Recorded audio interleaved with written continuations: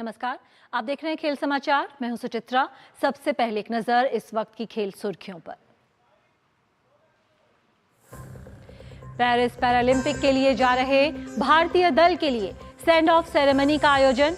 केंद्रीय खेल मंत्री ने पैरालंपिक खेलों में भारतीय दल के शानदार प्रदर्शन की उम्मीद जताई।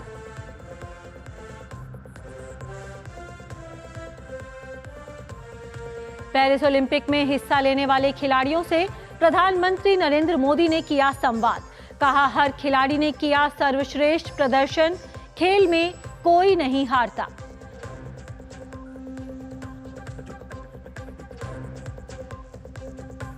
और फुटबॉल में इंग्लिश प्रीमियर लीग का नया सीजन 8 से शुरू।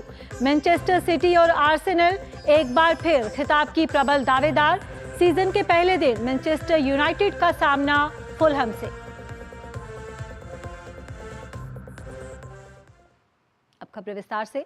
राजधानी दिल्ली में आज पेरिस पैरालंपिक के लिए जा रहे भारतीय दल के लिए सेंड ऑफ सेरेमनी का आयोजन किया गया। इसमें केंद्रीय खेल मंत्री डॉक्टर मनसुख मांडविया भी उपस्थित रहे। इस मौके पर खेल मंत्री ने कहा कि उन्हें विश्वास है कि भारतीय पैरा एथलीट पेरिस पैरालंपिक में शानदार प्रदर्शन करने में कामयाब रहेंगे। पेरिस पैरालंपिक खेलों की शुरुआत इस महीने की 28 तारीख से हो रही है। इससे पहले भारतीय पैरालंपिक समिति ने पेरिस पैरालंपिक खेलों में हिस्सा लेने जा रहे भारतीय दल के लिए सेंड ऑफ सेरेमनी का आयोजन किया। दिल्ली में आयोजित इस कार्यक्रम में केंद्रीय खेल मंत्री मनसुख मांडविया, खेल राज्य मंत्री रक्षा खड़से सहित अन्य गणमान्य व्यक्ति भी मौजूद रहे। इस मौके पर केंद्रीय खेल मंत्री ने खिलाड़ियों को अपनी शुभकामनाएं देते हुए पैरालंपिक खेलों में उनके शानदार प्रदर्शन की उम्मीद जताई। डेवलप्ड कंट्री बनने का मकसद के साथ, लक्ष्य के साथ देश आगे बढ़ रहा है, तब हम खेलों में भी 1 से 5 क्रम में आएंगे।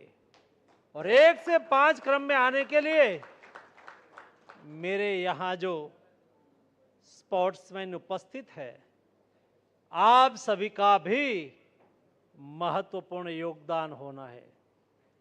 आपका योगदान से खेलो इंडिया आगे बढ़ेगा। जब आप खेलते हैं तो प्रेरणा टू टाइम मिलती है, क्योंकि आपने चैलेंज को भी चैलेंज करा है। इसलिए जब आप जीत के आएंगे, आपका परफॉर्मेंस अच्छा रहेगा, तब देश का हौसला और बढ़ेगा।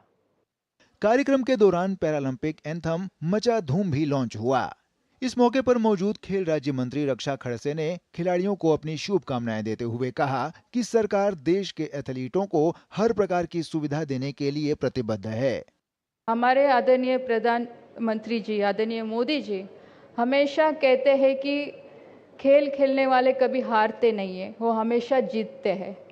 और उसी मकसद से, उसी मिशन से हमेशा से उन्होंने प्रयास किया है कि भारत सरकार के माध्यम से, हमारे खेल मंत्रालय के माध्यम से आप सब जितने भी प्लेयर्स हैं उनके सब अरेंजमेंट में या उनके सुविधा में कहीं भी कभी कमी नहीं होने चाहिए। मैं मेरी तरफ से आप सबको बहुत सारी शुभकामनाएं देती हूँ और आशा करती हूँ कि और अगले ओलंपिक में हमारे आज 84 है तो 100 से ज्यादा हमारे प्लेयर जाएंगे अगली बार।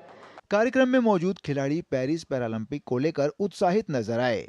खिलाड़ियों ने माना कि उनके सफर में सरकार का भरपूर सहयोग मिला है, जो कि अब पेरिस पैरालंपिक में पदक के रूप में सामने आएगा। काफ़ी अच्छी सेंड ऑफ सेरेमनी हुई है और हमारे स्पोर्ट्स मिनिस्टर सर आए थे। काफ़ी मोटिवेशन मिली उनको देख के, और जिस तरीके से 84 एथलीट्स अब की बार कंट्री को रिप्रेजेंट कर रहे हैं, तो काफ़ी अच्छे मेडल्स की उम्मीद में है और काफ़ी अच्छे एथलीट्स अलग अलग डिसिप्लिन में इंडिया को रिप्रेजेंट कर रहे हैं। मैं 3 इवेंट्स में पार्टिसिपेट कर रही हूँ, जैसा मैंने अभी कहा। 2 10 मीटर एयर राइफल के इवेंट हैं और एक 50 मीटर 3 पोजीशन। तो कोशिश तो यही रहेगी कि मैं तीनों इवेंट्स में अपना बेस्ट दूँ और कंट्री के लिए मेडल लाऊँ। होपफुली लेट्स सी उस दिन क्या होता है। पेरिस पैरालंपिक 2024 का आयोजन 28 अगस्त से होगा। भारत की ओर से इन खेलों में 84 खिलाड़ी 12 खेलों में अपनी चुनौती पेश करेंगे। खास बात यह है कि इस बार 47 खिलाड़ी पैरालंपिक में डेब्यू करेंगे। सुशील कुमार और नारायण सिंह की रिपोर्ट, GT न्यूज। प्रधानमंत्री नरेंद्र मोदी ने पेरिस ओलंपिक में भाग लेने वाले भारतीय दल से मुलाकात की। पीएम ने भारतीय दल के प्रयासों की सराहना की और खिलाड़ियों को आगामी खेल प्रतियोगिताओं के लिए शुभकामनाएं दी। भारत ने पेरिस ओलंपिक में 1 रजत और 5 कांस्य पदक सहित कुल 6 पदक अपने नाम किए थे।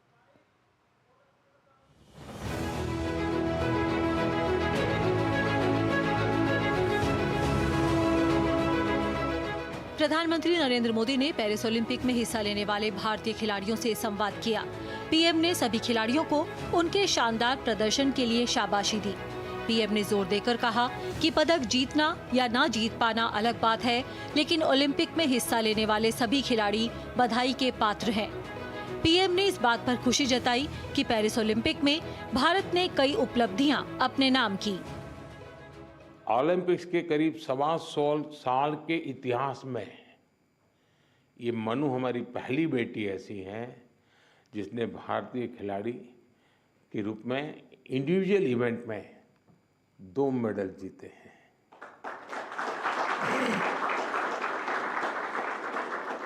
हमारा नीरज पहला ऐसा भारतीय खिलाड़ी है जिन्होंने इंडिविजुअल इवेंट में गोल्ड और सिल्वर जीते हैं। हॉकी में भारत ने 52 साल बाद लगातार 2 बार मेडल जीते कंटिन्यू। अमन ने केवल 21 साल की उम्र में मेडल जीत करके देश को बिल्कुल इतना प्रसन्न कर दिया है। और अमन के जीवन के विषय में आज देश जानने लगा है तो उनको लग रहा है कि भाई व्यक्ति के जीवन की कठिनाइयों से भी इंसान अपनी यात्रा को, स्वप्न को, संकल्प को सिद्ध कर सकता है। प्रधानमंत्री ने कई स्पर्धाओं में भारतीय खिलाड़ियों के पहली बार फाइनल तक पहुंचने पर भी खुशी जताई। पीएम ने विश्वास जताया कि सफलता का ये सफर यूं ही आगे बढ़ता जाएगा। विनेश पहली ऐसी भारतीय बनी जो कुश्ती में फाइनल तक पहुंची। ये भी हमारे लिए बड़ा गर्व का विषय है। ओलंपिक्स में 7 शूटिंग इवेंट्स में इंडियन शूटर्स फाइनल्स में पहुंचे और ये भी पहली बार हुआ है। इसी तरह तीरंदाजी में धीरज और अंकिता पदक के लिए खेलने वाले पहले भारतीय तीरंदाजी बने। और लक्ष्य, हमारा लक्ष्य सेन, आपके मैच ने तो पूरे देश का जोश बढ़ा दिया है।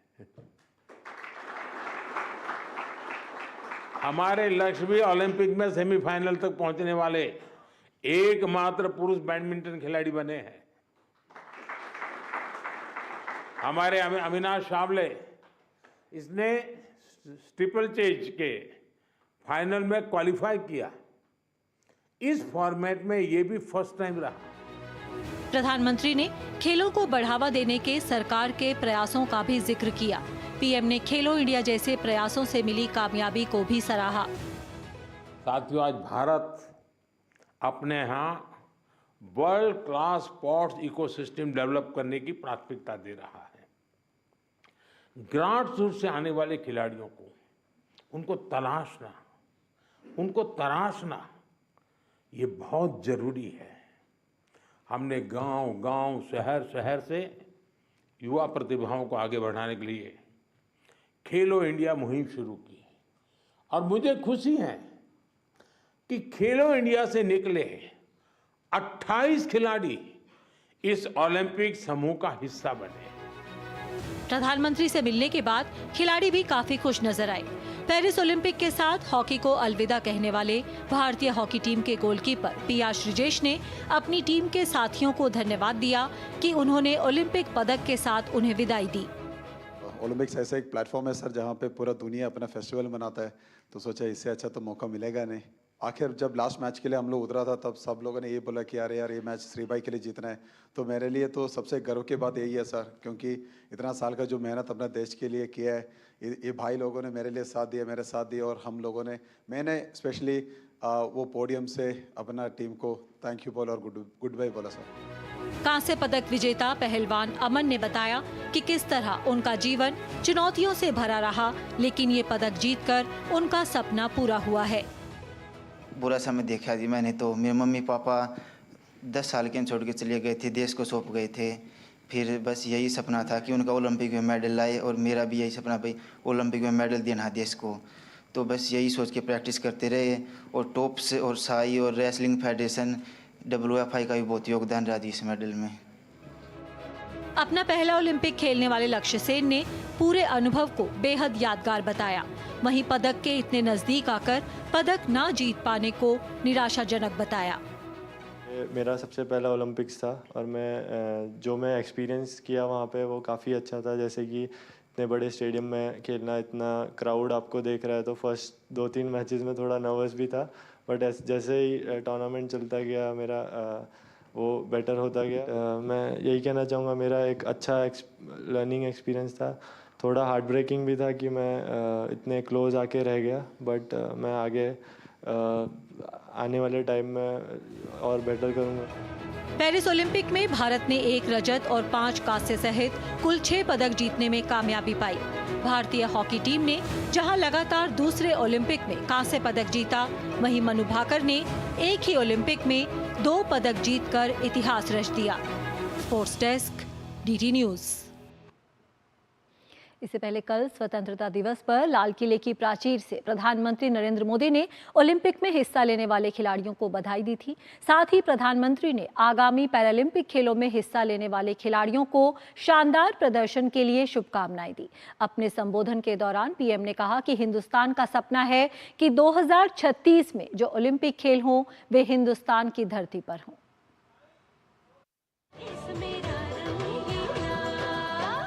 स्वतंत्रता दिवस के अवसर पर लाल किले की प्राचीर से अपने संबोधन के दौरान प्रधानमंत्री नरेंद्र मोदी ने 2036 में होने वाले ओलंपिक खेलों की मेजबानी के लिए भारत के संकल्प को एक बार फिर दोहराया है।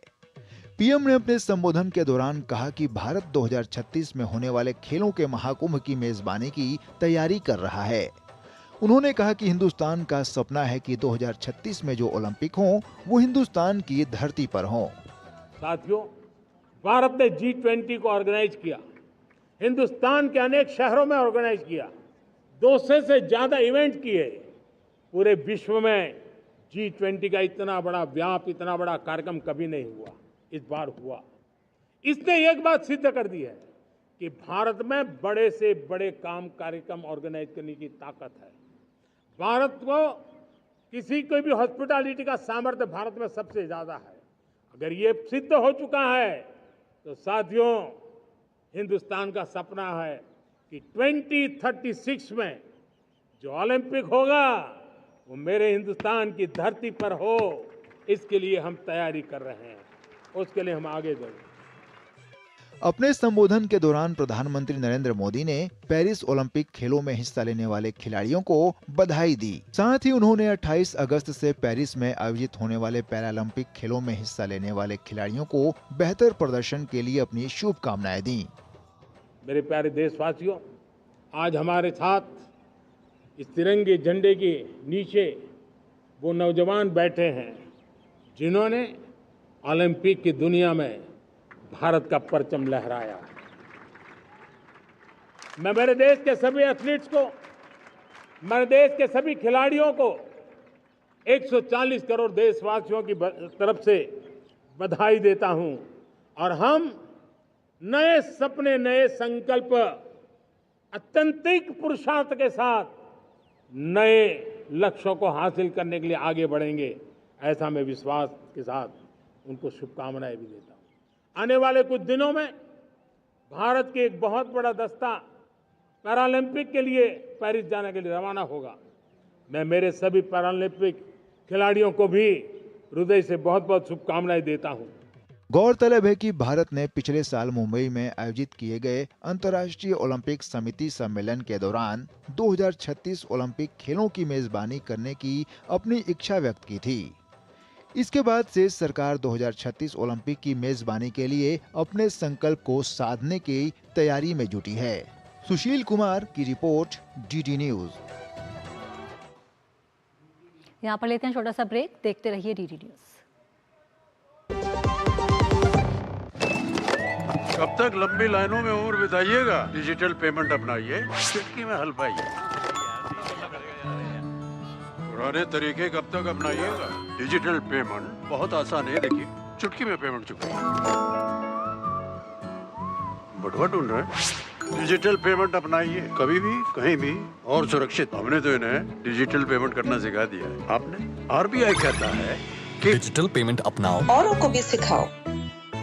बात जब पीढ़ियों के लिए बनने वाले घर की हो तो जिम्मेदारी बड़ी हो जाती है। गैलेंट समझता है ये जिम्मेदारी। अब डबल एम रिब्स के साथ गैलेंट एडवांस TMT रीबार, निर्माण का रियल हीरो। ब्रेक के बाद स्वागत है। केंद्रीय मंत्री सर्बानंद सोनोवाल ने पेरिस ओलंपिक 2024 में 2 पदक जीतने वाली निशानेबाज मनु भाकर को दिल्ली में सम्मानित किया और उन्हें 10 लाख रुपए का चेक प्रदान किया। इस दौरान मनु भाकर के माता पिता भी मौजूद रहे। मनु भाकर ने पेरिस ओलंपिक में 2 कांस्य पदक जीतकर इतिहास रचा था।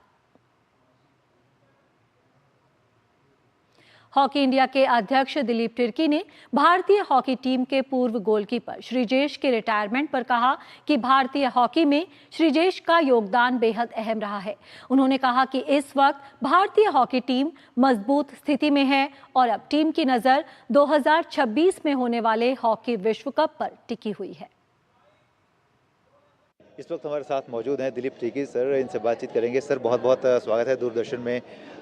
आज श्रीजेश का रिटायरमेंट के उपलक्ष्य में एक पार्टी रही।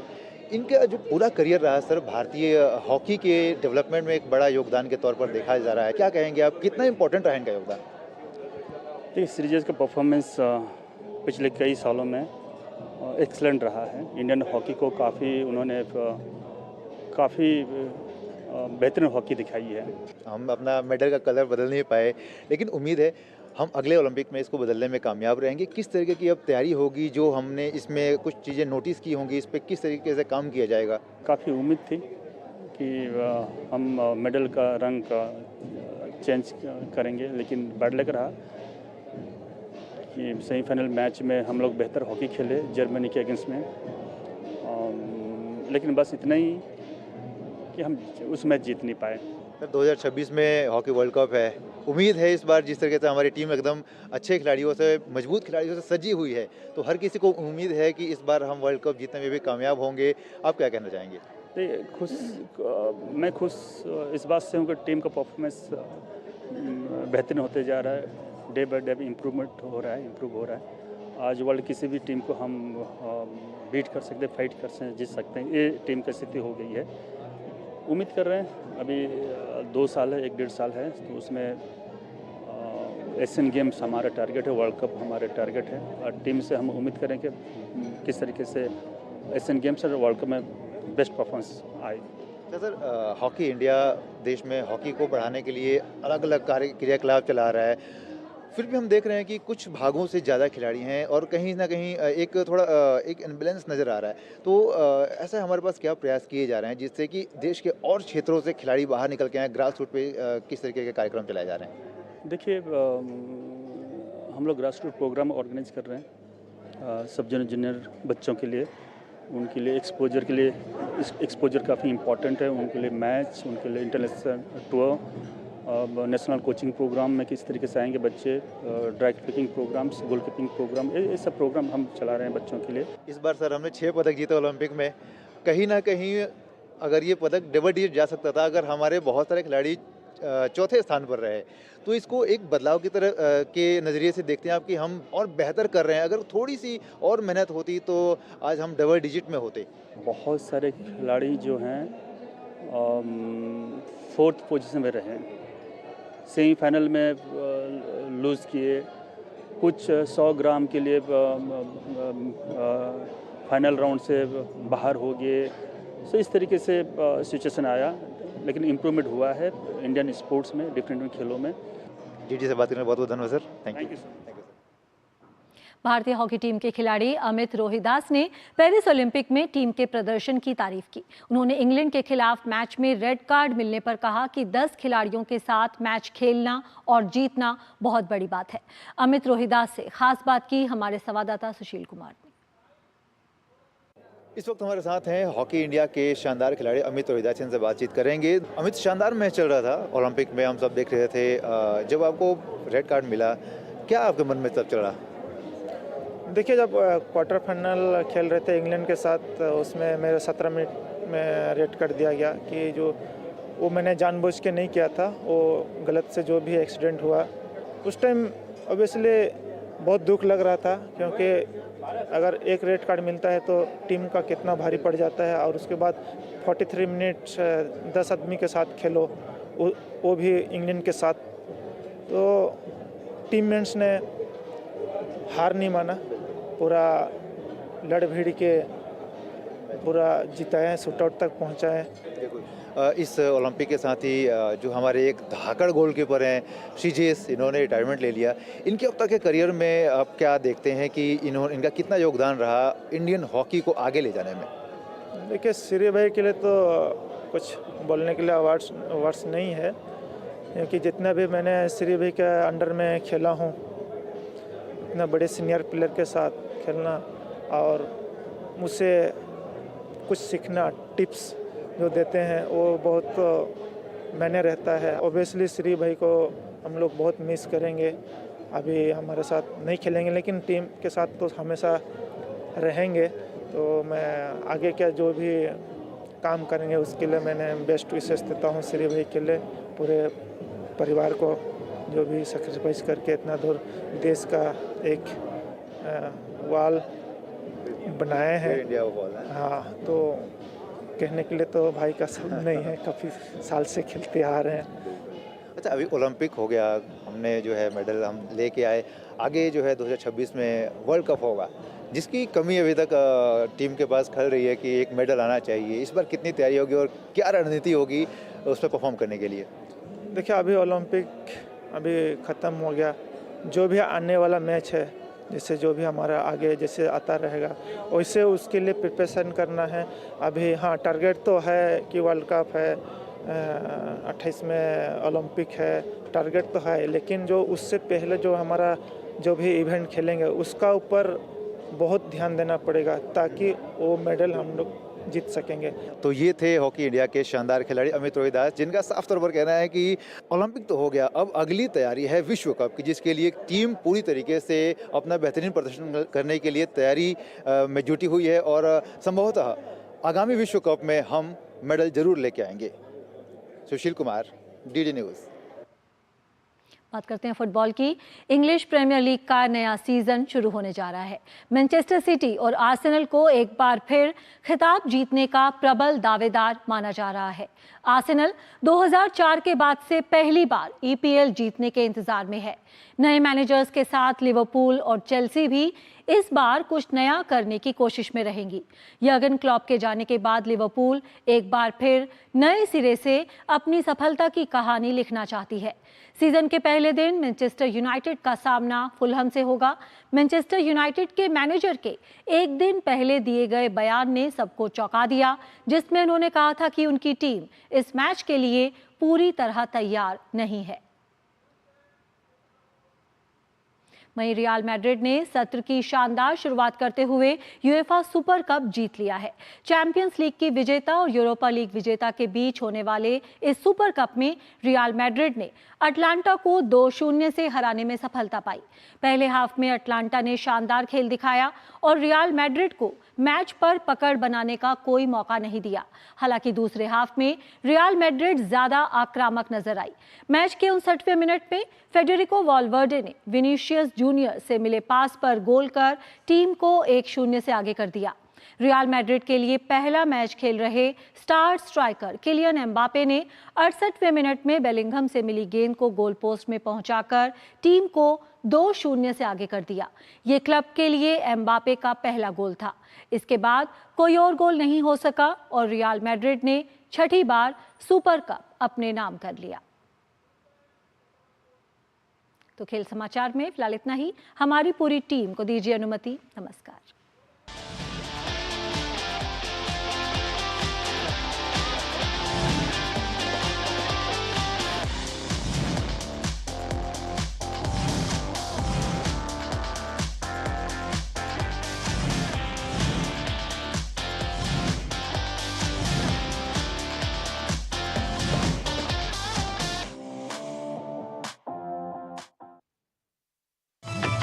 मन की बात है जन जन की, संघर्षों के कुछ किस्से, कहानी कुछ सफलताओं की, अनकही विरासत की, उम्मीदें नए भारत की। महीने के आखिरी रविवार का रहता है इंतजार। ब्रह्मपुत्र के घाट से हिमालय के विस्तार तक होती है मन की बात प्रधानमंत्री के साथ। तो सुनिए इस महीने 25 अगस्त